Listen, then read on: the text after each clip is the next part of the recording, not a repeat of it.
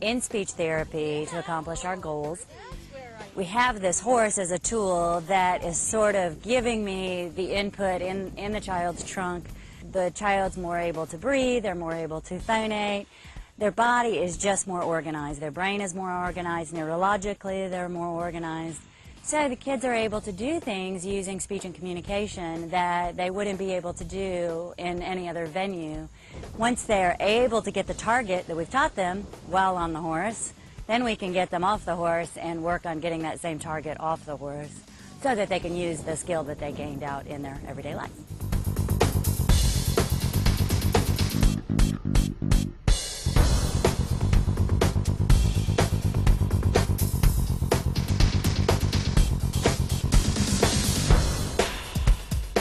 I think that's the big thing a lot of people don't realize is you have to have the whole body working, and you can't just come in and say, well, I'm only working on the mouth and I'm only working on feeding and speech, and so I'm only from here to here, because that's so not true. Everything builds from the core, and they have to have the core strength and the core organization to be able to talk.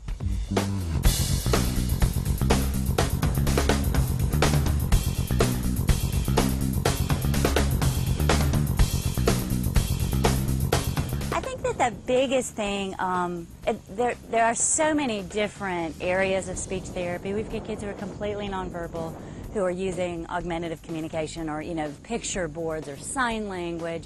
And then we've got kids who are simply working on producing sounds more correctly. So there's this huge spectrum. I tend to see the more severely involved kids, so those are the kinds of kids that I know more about. But we see kids who can't even phonate or can't even get a sound out when they're out and about. But once you get them all aligned and the brain is working and everything's symmetrical, all of a sudden they can get that out. And that's what I'm seeing a lot is with my really, really severely involved kids. They're able to do things that I can't do in the clinic.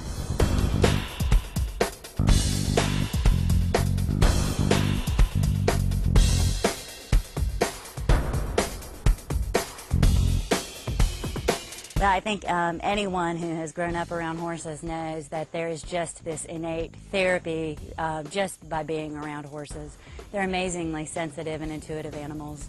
And it's so neat to see these kids bonding. I had a child that, in fact, this program is in memory of my daughter, who we got as a 3-year-old who had been severely abused and she's autistic and very, very withdrawn. And actually, her first connection to life was to a horse. She just found this animal we had, and it was interesting because this wasn't even a horse that could be ridden. This horse had an injury. She was a brood mare, and it was the first time I saw her make eye contact.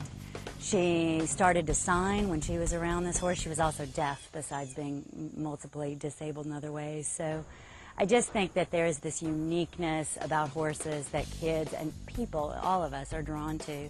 And to this day, if I'm having a bad day, I go ride my horse. So I think that this is what people are seeing. These kids come out here and they just feel good. They enjoy it.